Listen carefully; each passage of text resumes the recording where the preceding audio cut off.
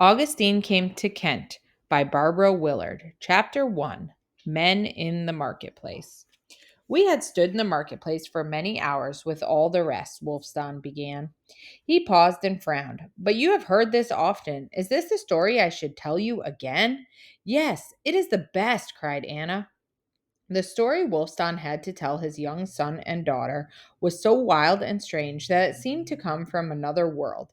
It was indeed a true tale, and certainly it had been told many times. But as she urged her father on, Anna's eyes were already round with anticipation. Her older brother, Wolf, was sitting by the doorway in the sunshine. It was just a little afternoon on a day in spring, and Rome seemed to doze. But not Wolf. He was sitting cross legged, gripping his ankles tightly, because this tale from the past that so nearly concerned him filled him with excitement, however often he heard it told. It was, after all, the story of how a boy with a Saxon name came to be living with his family in a decent home on a Roman hillside, under the direct and benevolent patronage of Pope Gregory himself. Wolf looked across at his father and smiled. The sun was shining so fiercely that you were faint, he prompted. Faint indeed, Wolf. The interruption made Wulfstan frown. He always told the tale in simple words, for he was a plain man who had no schooling. Where was I? You were fainting in the Roman marketplace, father, in the year of our Lord 585, or thereabouts. I have forgotten. Eobald was in greater distress ever than I. We saw two men watching us. They were wearing strange clothes, Anna prompted him. Strange clothes unlike any we had seen before, Anna. Simple and clean, as pilgrims might wear. And they came up to you and Eobald, cried Anna, swept away by the excitement, as she always was at this point of the story. And there was sorrow in their faces, because you were a poor slave, and Eobald was a poor slave, and you would be sold to cruel masters. Do be quiet, Wolf said, turning on his sister. You spoil it all. I want to know what happened next. You know what happened next. If you are going to quarrel, I shall not tell the tale at all. Oh, father, please. Wolfson looked sternly at his son and daughter. Anna was still not much more than a baby, plump and pretty as her mother had been. But Wolf was hardening already out of childhood into strong boyhood. He had lately grown lean and tough. There was a steadiness in his eyes that showed he had begun to think for himself. Wulfstan thanked God for him. He remembered how nearly they had lost one another, and he shuddered. Telling this story always disturbed him, but it was right that it should not be forgotten, that his children should know how much they owed to the two strangers who had walked that day at noon through the Roman slave market. For an hour and more before they came, Wulfstan had been supporting Eobald, and for longer than that the younger man had not spoken. They had both been taken by the raiders on the same day, though from different parts of the country. In the southern parts of the country, the people had been little molested in this way, though they knew from travelers' tales that such things were common on the east and northeast coasts. Sometimes it was only the men who were taken to be sold in the slave markets of the world, but that day they took the young women and many children too. Wulfstan had been working in the fields when the raiders, fierce marauding bands from across the seas, swooped on the village. They rounded up every soul in sight except the old people and drove them to the coast 20 miles to the south. As he was dragged off, only half conscious, Wulfstan had been aware of his young wife E, screaming to him. The last thing he remembered was turning his head toward her in a final struggle with his captors, and seeing her with their young son at her side running frantically toward him. Later, there was the horror of the voyage. Only the men were aboard the vessel that took Wulfstan and 100 more through plunging seas down the long coastline to Tuscany. Little more than half survived the journey. In his despair, Wulfstan would have welcomed death, and he was ready to contrive his own destruction. But he had helped Eobald from the start and could not abandon him. And so it had been all along. Wulfstan, the tough young farmer who had worked in the field since he was a child, urging on Eobald, a chieftain's son, who had lived well and therefore found the ordeal twice as hard.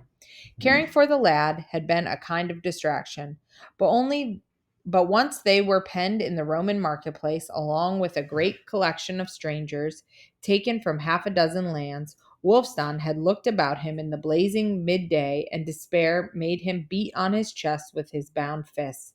Then he felt Eobald sagging against him, and turned his attention from his own sorrows to the immediate need of his companion. He propped the boy against his shoulder as well as he could. The sun had blistered Eobald's skin, reminding Wulfstan of his own young son's fairness that he could never hope to see again.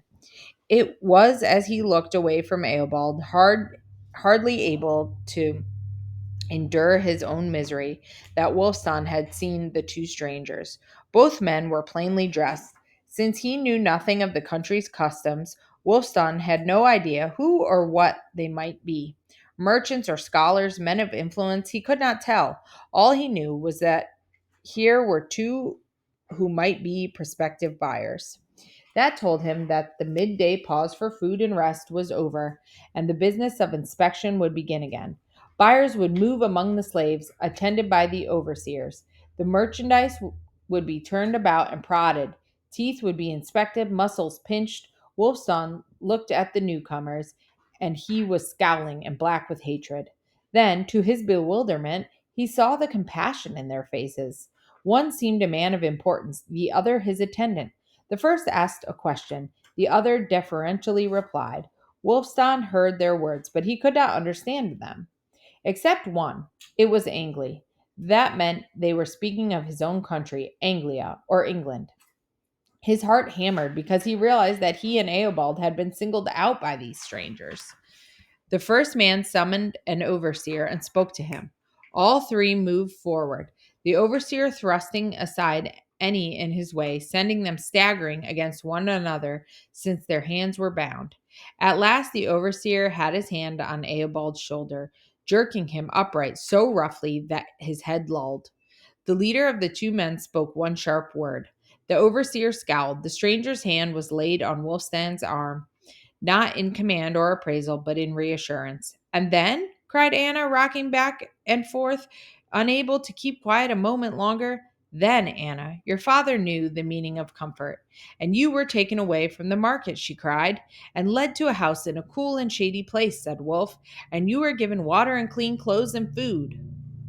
And even poor Eobald felt better. And then, said Wolf, and then that evening the tall stranger came where I had been left to rest, and he spoke three words in my own tongue. What did he say, father? He said, "You are free." That had all been a long time ago. The name of the tall stranger who had saved Wulfstan and Eobald was Gregory, the son of a Roman patrician who had hoped to see him high in the government of the country. Gregory had abandoned all wealth and comfort to become a monk of the order of St. Benedict. Now, nearly 10 years after that day in the marketplace, he was Pope Gregory the First. Already he was spoken of as a saint, and as a saint of goodness and mercy, Wulfstan regarded him. He had not sent messengers searching and inquiring for and the boy.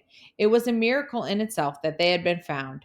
As humble as he was great, Gregory had made the family his special care, instructing them personally in the Christian faith, giving Wulfstan work and a house to live in, and sending Wulf to the school in the monastery he had founded.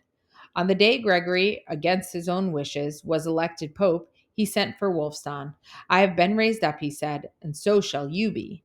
Wulfstan was put in charge of all the monastic farms, administering them as head bailiff. He went about his work and steadfastly as always. One day he believed he would be given the chance to repay Pope Gregory.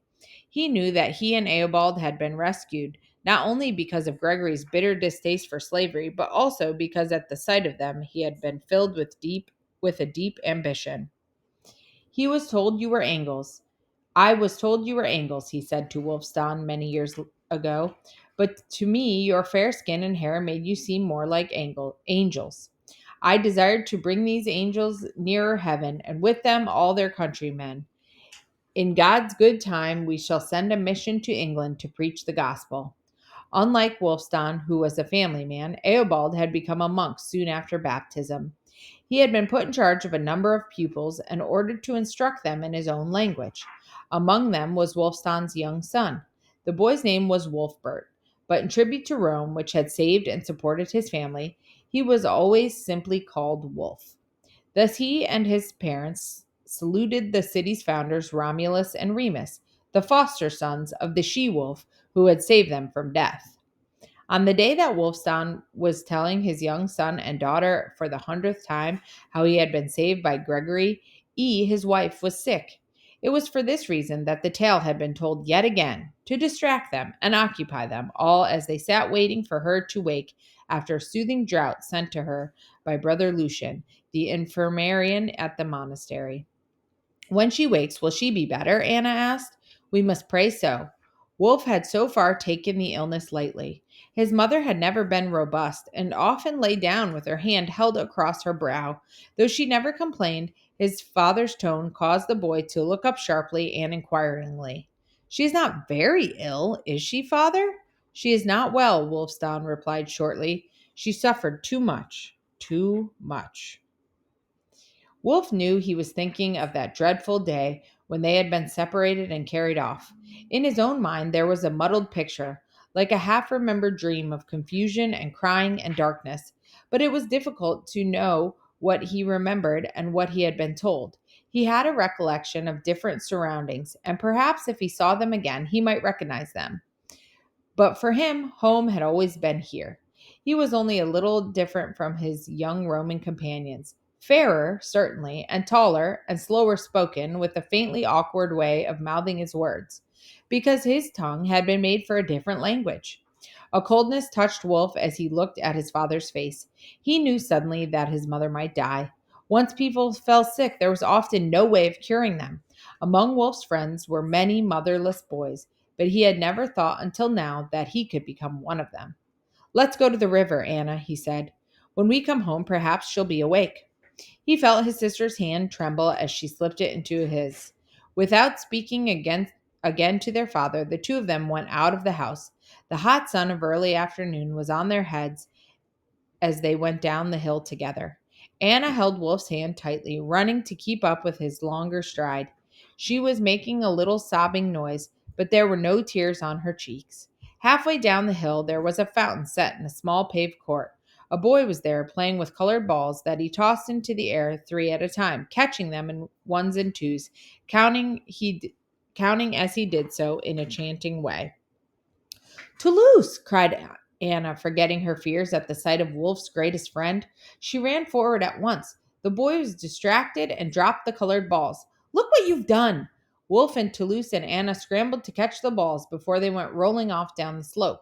Toulouse was frowning and furious, but he was furious with Wolf, not Anna. He could never be cross with Anna, whatever she did. He thanked her when she handed him the blue and gold, but he scowled at Wolf and cried angrily, why not look where you're going next time? I was practicing for the fair. You've put me off now. At the great city fair next month, there would be many contests, and juggling would be one of them. Toulouse had a fine eye and a steady hand for such things. Last year, he had been second of all the contestants in Rome, man or boy. Do it again, Toulouse, Anna urged him, smiling up at him so lovingly and flatteringly that he blushed. Wolf and Anna did not get to the river after all, for they stayed with Toulouse, encouraging and admiring and chasing after the balls whenever they dropped, which was fairly often, for he had lost his eye for the time being. At last, he was so enraged with his failure that he gave up. Come home with me and see my mother. You know Anna is her favorite. Then I had better take myself off, groused Wolf. Toulouse chuckled, recovering his good humor. He whacked his friend amiably across the shoulders and gave him a shove up the hill. They all climbed the steep track to his home, which was set slantwise in the hillside. Geese and hens pecked and waddled on the terrace beside the well, and one of Toulouse's several brothers was driving the donkey with a load of wood to stack in the lean-to behind the house. Toulouse's mother, Ursula, stood at the door holding her headcloth against the sun to shield her eyes, but she dropped it and held out her arms when she saw Anna, and Anna rushed to her and was swept up in a huge embrace. Ah, the little dear, the little bird, cried Ursula, who had no daughter, but only 6 great strapping sons. Oh, she smells so warm, like a little honey cake. I could eat the little creature. And she nibbled at Anna's ears, first one, then the other, in such rapid turns that the child laughed. Watching them together, Wolf thought of his own mother. If she should die, perhaps Ursula would be another mother to Anna. When he had thought of this, Wolf felt not happier, certainly, but less like a very old man carrying a heavy burden up a steep hill. Presently it was time to go. Now the heat of the spring sunshine had gone and evening was cool and calm. They walked slowly back to their own home. The goats tethered in the shade of the yard wall were bleating strongly. Time they were milked, said Wolf. We should have come home sooner, for it was his job to look after the goats. Their father came from the house as they hurried toward it. Where have you been? Listen to the goats. But he was smiling. Is she awake? Wolf asked. Wolfstan nodded contentedly. And the fever had gone. Go into her. I will start the milking. Wolf laughed and ran indoors after Anna. E was still lying in her bed, but they saw at once she was refreshed and comfortable. Woke an hour ago and called for you. We were with Toulouse and his mother, Anna said. E smiled at Wolf over Anna's fair head. Take care, Wolf, or you will lose your sister to Toulouse. He is clever, Anna said, the cleverest boy in all of Rome. Wolf cannot juggle like Toulouse. I can throw a javelin straighter and farther, but the colored balls are much prettier than a javelin. Very well, Anna. I must learn to juggle, I suppose. But you will never, never be as good as Toulouse. Listen, said E. Your father is talking to someone. Go quickly and see if there is anything he needs. Wolf was already at the door and looking down the path. It it is one of the brothers. Septimus, I think. He has a jar of honey. That will be for you, mother. Go quickly and greet him, Wolf. Wolf ran out of the house, but as he reached the roadway, brother Septimus turned away and set off down the hill. Wolfstan raised his hand in farewell and then came toward the house. He held the honey jar brought by brother Septimus. He looked thoughtful, so thoughtful he was more than halfway to frowning. Some business about the farms, Wolf supposed, that his father must attend to. Bring me a pitcher of water before you do the milking, Wolfstan called to his son. I must go out. Pope Gregory has bidden me. I must go at once. What's the matter then? How can I say, and how should it concern you? Wolfstan replied sharply. Father, I only meant, stop talking and bring me the water. Do you expect me to go unwashed to speak with the Holy Father? 5 minutes later, he left the house and strode off. Wolf was milking by then. He frowned after his father without thinking what he was doing, pulled so sharply at the goat's full udder that she kicked. He never overturned he nearly overturned himself and the pail. He soothed the creature quickly. She blinked her long lashes at him warily. Wolf tried to concentrate on the job, but his mind was wandering. It was curious time of day for his father to be summoned. Wolf felt uneasy because he knew Wolfstan had been uneasy too. Hi guys, it's Miss Mel. There's a lot of names in this book, so just to clarify at the end of the first chapter, so we all know who's who, Wolfstan is the dad, his wife is E, and his son is named Wolf. So that's a little confusing. So I just wanted to make sure you guys knew Wolfstan is the dad and Wolf is his son.